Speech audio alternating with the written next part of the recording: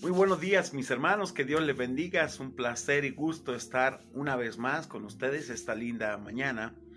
Seguimos con el libro de Romanos y es una bendición el poder entender la vida de Cristo en nosotros y la gran capacidad, créame, que nos da el Espíritu Santo al movernos en nuestro diario caminar con Dios. Les pido muy amablemente que estemos orando por nuestro hermano Adrián de Paz. Parece ser que se contagió de COVID y pedimos a Dios lo guarde y le dé pronta recuperación en todo esto, en este proceso que está pasando.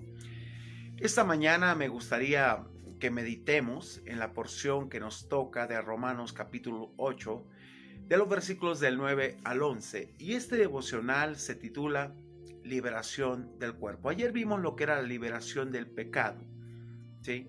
Hoy vamos a ver lo que es la liberación del cuerpo, de esa carne que constantemente estamos luchando en nuestra vida.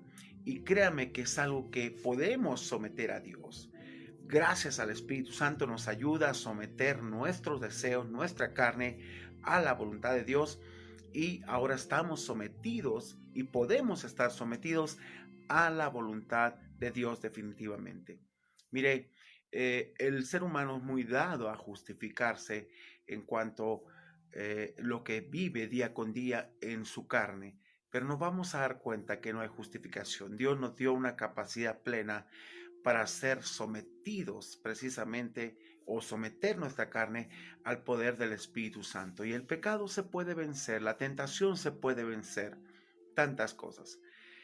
Aquí Pablo, después de hablar concretamente acerca de estas dos clases de personas, ayer hablamos de los que tenían vida y los inconversos que no pueden someterse a Dios en ningún sentido, Pablo ahora se dirige a sus lectores en forma directa. Así que veamos lo que nos tiene que decir hoy la Escritura. Dejemos algo muy claro, hermanos. Mire, definitivamente una persona que no conoce a Dios no puede someterse ni va a poder someterse puesto que no tiene vida. Y esa es una parte muy importante que me encanta siempre explicar, porque la persona siempre va a actuar en error. Ahora, por favor, veamos ahí lo del versículo 9. Dice Pablo, fíjese, después de todo lo que vimos ayer, Pablo aquí hace como un resumen, dice, mas vosotros no vivís según la carne, sino según el Espíritu. Y le dice, si es que el Espíritu de Dios mora en vosotros, y si alguno no tiene el Espíritu de Cristo, no es de él. Y Pablo obviamente habla de esa sujeción que podemos tener. Si no hay esa parte, prácticamente no conocemos a Cristo. Pero vamos a ir descifrando cada una de las frases, ¿no? Dice, mas vosotros no vivís según la carne. Esta frase es muy enfática. El uso del pronombre personal lo hace pleonástica aquí en esta parte. La expresión no vivís literalmente significa ya no estáis precisamente bajo la carne. En la carne es un término griego que se conoce como sharki, significa en la esfera de o dentro de la potestad de la carne, ya no estamos ahí. El creyente no está de manera permanente o vive dentro de la esfera de la carne, ya no es así. De allí fue sacado en virtud del nuevo nacimiento. Dios nos sacó, nos rescató para no vivir, como decía Pedro, el resto de nuestra vida en la carne. Baste ya, dice Pedro, baste ya de haber hecho ahí en el capítulo 4 lo que agradaba a los gentiles, así, andando en borrachera, lascivias, infinidad de cosas. Dice, ya basta. No tiene que haber un término en el cual paramos en nuestra vida, ¿sí? ¿Por qué? Porque tenemos vida. Pero también menciona Pablo aquí, sino según el Espíritu. Esta frase presenta un contraste muy fuerte. El creyente no vive dentro de la autoridad de la carne, sino que, por el contrario, vive es decir, dentro de la esfera o autoridad del Espíritu, ahora sujeto a Dios. Por eso la lucha constante. Y dice precisamente Gálatas que la carne y el espíritu se oponen para que no hagáis lo que quisieres. Y qué bueno, gracias a Dios, porque esa es la vida obrando en nosotros. Ya no somos iguales, no actuamos iguales, no podemos ser iguales en ningún aspecto por la vida que se nos ha imputado a través de la persona de Cristo. Eso me ha encantado siempre definirlo y por eso, créame, siempre he sido un hombre que no se justifica. No encuentro justificación en la Biblia para yo poder seguir siendo el mismo. No, Dios nos desarma por completo, ¿ok? Pero dice también la frase, si es que el Espíritu de Dios mora en vosotros. Esto es importante. El vocablo sí sugiere certeza, que estemos convencidos. Equivale a decir, puesto que tal es el caso, el Espíritu de Dios mora en la vida de todo creyente, todo aquel que ha puesto su fe en el Señor. La presencia del Espíritu Santo en la vida de una persona es la señal y el sello de su pertenencia en Dios. Recuerde que cuando viene el Espíritu Santo sobre nuestras vidas, precisamente cuando creemos en Él, nos sella, que es la garantía que somos hijos de Él. Y sobre todo, de que es la herencia que nos permite estar en la presencia de Dios. Ahora, mire, el no tener al Espíritu Santo habitando de manera permanente en la vida es equivalente a no pertenecer a Cristo.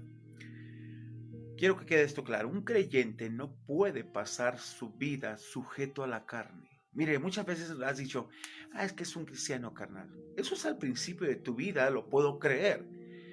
Pero ya en el avance de una vida cristiana, tienes que dejar esas cosas.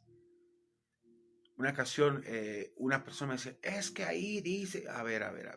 Pablo está hablando precisamente que ahí en 1 Corintios capítulo 3, que no podían ser carnales, no era normal, no es normal en una persona. Y yo siempre he dicho este ejemplo. Mire, por ejemplo, mis dos hijos, Caleb y Aram, pues a pesar de que están chicos, pero tienen una estatura grande, o sea, enorme. Y no parecen niños de esa edad en ese sentido. Pero si yo viera a mi hijo, tanto a uno como al otro, que llegan a cierta edad y no crecen, yo voy a decir algo anda mal. Así es en la vida cristiana. Si usted llega a cierto nivel y no crece, algo anda mal. Usted tiene que crecer constantemente.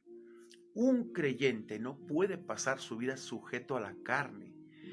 Eso sería al principio de su caminar, como lo dije, pero después de madurar y entender que tiene vida morando en él y que no puede vivir igual que antes. No podemos, definitivamente. ¿Por qué? Porque el Espíritu Santo nos insta constantemente a cambiar. Y vuelvo a repetir ese pasaje que siempre lo he dicho, Filipenses 2:13. Precisamente nos habla de esto, de que Dios, porque Dios es el que produce, dice, Dios es el que produce tanto el hacer como el querer como el hacer por su buena voluntad. ¿Y por qué lo produce? Porque hay esa vida. El querer es su voluntad, el hacer es movido por la vida que tenemos en Dios. Versículo 10, por favor. Pero mire lo que dice Pablo aquí. Pero si Cristo está en vosotros, el cuerpo en verdad está muerto a causa del pecado. Ya no lo vamos a alimentar. Ya no nos vamos a gozar o deleitar en las cosas incorrectas. Mas el Espíritu, dijo Pablo, vive a causa de la justicia, de hacer lo correcto delante de Dios. Ahora tenemos un motivo, porque imagínense, la tercera persona en la Trinidad habitando en un cuerpo mortal. Pero precisamente ahorita vamos a ver una palabra muy interesante. Él nos vivifica, nos da la capacidad de vivir cada día. Pero vamos a definir este versículo. Dice, pero si Cristo está en vosotros, pero es una conjunción que vincula íntimamente lo que se dice con lo dicho anteriormente. La frase es muy enfática, ya que Cristo está en vosotros. Cristo en vosotros, permanece en vosotros. Y dijo Pablo aquí, el cuerpo en verdad está muerto a causa del pecado, porque hay esa vida. Mas el Espíritu vive a causa de la justicia. Una posible traducción aquí sería, por un lado, el cuerpo muerto está a causa del pecado. Y por el otro, el Espíritu es vida a causa de la justicia. Mire, el cuerpo, incluso el del creyente, sufre las consecuencias del pecado. El creyente, sin embargo, ha sido libertado del pecado y anticipa la resurrección del cuerpo y el disfrute de la vida espiritual. Recuerden lo que dijo el Señor Jesucristo en San Juan 10:10. El ladrón, refiriéndose a Satanás, no vino sino para matar, robar y destruir. Esa es su meta. Pero Jesús dijo algo muy claro: pero yo he venido a darles vida y vida en abundancia. Y no tiene que ver con el misterio de la prosperidad, tiene que ver con sentido espiritual, de que tú goces tu vida y tu libertad plena del pecado. Por eso menciona también que si al que el Hijo libertare será verdaderamente libre. Y eso habla de un conocimiento de Cristo al recibirlo y reconocer que Él nos perdonó todos nuestros pecados. Mire, esa vida espiritual ya es una realidad en el creyente, pero se disfrutará plenamente cuando tenga lugar la liberación final en la eternidad, cuando dejemos de luchar en esta carne constantemente. Créame, pero mientras estamos aquí tenemos que someternos al poder del Espíritu Santo. Es lo que nos dice Efesios 5:18. No os embraguéis con vino en el cual hay disolución, antes sed llenos del Espíritu Santo. Y esto no es algo místico, no es algo que tengas que sentir, caer, nada que ver. El apóstol Pablo en este pasaje está poniendo una ilustración, así como a una persona el vino la puede controlar en su vida. Dice el mandato: sed llenos. Fíjese, pone ese ejemplo. Sed es un mandato. Llenos es permite que el Espíritu Santo controle tu vida. No es algo que tengas que sentir como muchas partes o caer. No, es permitir que Dios controle y empiece a vivir su vida en ti. Eso es todo lo que es llenura del Espíritu Santo. ¿Ok? Entonces, son cosas que tenemos que nosotros explicar para que tú vivas pleno, vivas en libertad. Hermano, imagínate, después de haber sido liberado de tantas cosas, yo te hablo de una vida de 28 años en el Señor. Y después de haber sido libertado de todas esas cosas que me ataban, volver otra vez a esclavizarme, sería de mi parte un absurdo. Porque no le encuentro sentido. Esas cosas nos apagaban. Esas cosas realmente nos hacían sentir esclavo. Pero en Cristo somos libres. Hermano, disfrute esa libertad que Cristo. No se esclavice en cosas que no valen la pena. Hay gente que sigue todavía, créame, engañada con una mentalidad de decir: soy cristiano. Pero ¿por qué eres cristiano si vives incorrectamente? No es lo mismo un conocimiento intelectual a un conocimiento aterrizado. Decía un maestro en el seminario que la salvación está a 30 centímetros de nuestro corazón, y es verdad. Es bajar ese conocimiento y reconocer a Cristo en el corazón de que necesitamos esa vida y ese perdón de pecados. ¿Ok? Bien, y por último veamos el versículo 11, por favor. Mira lo enfático de Pablo que dice aquí: y si el espíritu de aquel que levantó de los muertos a Jesús mora en vosotros, el que levantó de los muertos a Cristo Jesús, esta palabra me encantó y escúchela, vivificará también vuestros cuerpos mortales por su espíritu que mora en vosotros. Esa palabra vivificar nos da la capacidad, es darnos la capacidad de vivir día tras día, día tras día, hasta que venga esa herencia adquirida, que ya tenemos la vida eterna. ¿Ok? Así que dice: y si el espíritu de aquel que levantó de los muertos a Jesús mora en vosotros, dice Pablo. Esta frase es afirmativa. El sí, con el modo indicativo, expresa realidad y debe traducirse, puesto que ya está ahí. La referencia es sin duda al Espíritu Santo. Aquel que levantó de los muertos a Jesús se refiere a Dios Padre. Esta frase hace una doble afirmación. Primero, Jesús resucitó de entre los muertos por la intervención del Padre. Y dos, el Espíritu Santo mora en el creyente. ya está ahí, está activo en nuestra vida constantemente. Él es el que nos anima, por ejemplo, Él es el que está constantemente conectándonos con el Padre. Dice Romanos capítulo 8 que el Espíritu Santo intercede por nosotros, acomodando las cosas. A veces no sabemos cómo hablar con el Padre, pero Él interviene sacando la verdadera intención del corazón. Bien, y la última frase: el que levantó de los muertos a Cristo Jesús vivificará también vuestros cuerpos mortales por su Espíritu que mora en vosotros. Lo está afirmando Pablo. Aquí el verbo principal de esta oración es vivificará, que significa vivificar o hacer vivir. Fíjese qué interesante. Es decir, hay una promesa precisamente incancelable de la resurrección del creyente. La vida de Cristo está morando en nosotros. La base es la resurrección de Jesucristo. El poder es el del Padre Celestial. La garantía es la presencia del Espíritu Santo en la vida de aquel que ha creído en Cristo, hermanos. Así que estamos seguros en Dios. Aquí la expresión cuerpos mortales señala la fragilidad del cuerpo presente de nuestra humanidad. Ahora, el creyente posee un cuerpo mortal, pero viene el día cuando lo mortal sería absorbido por la vida y lo corruptible se vestirá de incorrupción. Pablo dijo ahí en 1 Corintios 15, del 53 al 54, que era necesario que esto mortal, que es nuestro cuerpo, se vuelva de inmortalidad, y esto corruptible, que se echa a perder, se vuelva incorruptible. Y es precisamente esa transformación gloriosa que los hijos de Dios estamos esperando en este cuerpo que gime cada día en contra del pecado y luchando contra el pecado. Esa es la lucha que tenemos. Mire, el Espíritu Santo morando en el creyente lo vivifica, le da la capacidad de hacerlo vivir día a día hasta la venida de nuestro Señor Jesucristo.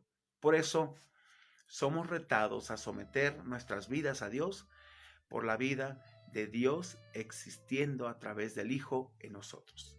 ¿Ok?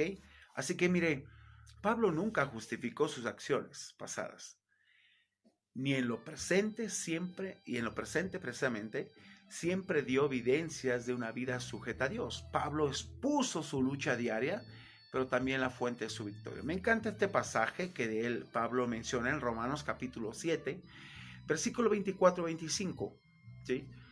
Y da la clave de todo creyente necesita aplicar. Todo creyente necesita aplicar esta parte, ¿ok? Fíjese, Pablo no se estaba justificando, pero sí hablaba de su lucha interna constantemente. Y aquí en esta parte, en el versículo 24, dice, miserable de mí.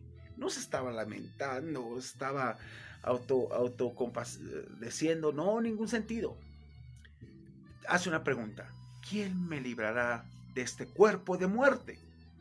Pero vea la respuesta que da, hermano, por favor. Por eso le digo que no podemos justificar nuestras vidas. Dice, gracias a Dios por Jesucristo nuestro Señor. Gracias por Él, porque con Él tenemos la victoria. Y dijo Pablo, así que yo mismo con la mente sirvo a Dios, a la ley de Dios, dice, más con mi carne a la ley del pecado. Habla de su lucha, no dice que está sirviendo, haciendo esto, no. Habla de esa lucha constantemente entre lo que es una mente renovada y su carne que quiere siempre hacer lo incorrecto. Así que aquí habló Pablo de su lucha, no que se estaba justificando. Eso nunca lo veremos, créanme, en la vida del apóstol Pablo, en sus 13 cartas paulinas, jamás. Mire, cuando una persona sigue justificando sus pecados, es que no conoce la libertad plena que uno puede disfrutar en Cristo. Simplemente a esa persona le falta conocimiento de la obra de Cristo en nosotros. Así de sencillo. Le falta ese conocimiento. ¿Por qué? Porque vive atada. Todavía no conoce al Hijo, el cual nos hace libres. Una persona tiene que renovarse en su mente. Así que no hay excusa para nada. Termino con este versículo y medítelo en este día, por favor. Gálatas 5:1. Quiero que usted lo esté meditando. Dice, estad pues firmes ¿En qué? Dice, en la libertad con que Cristo nos hizo libres. Y no estéis otra vez sujetos al yugo de esclavitud. Usted decide. Dios le da esa opción. Usted decide. ¿Quiere vivir en plenitud y disfrutar lo que Dios ha hecho? Sujétese a Dios. Sujétese al Espíritu Santo. ¿Quiere vivir esclavizado, atado, con temores, inseguridad, apagado? Pues siga viviendo en su carne. Pero esa es una evidencia de que no conoce al Señor. Así que el que se esclaviza, hermano, es por voluntad propia de aquí en adelante. Dios te da libertad. Usted decide vivir libre o simplemente muerto. Así son las cosas de sencilla. ¿Ve cómo la Biblia es clara? Por eso me encanta. ¿Y sabe por qué? Porque me hace recordar mis tiempos de inicio. ¿Cómo me justificaba yo? Pero gracias a Dios por esos buenos pastores que siempre estuvieron ahí, desarmándome a la luz de la Biblia y enseñándome lo correcto, precisamente para vivir pleno en Dios y no estar sujetos a una vida de pecado.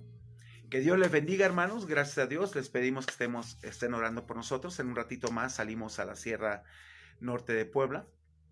Vamos a estar el día de mañana dando unas conferencias para matrimonios.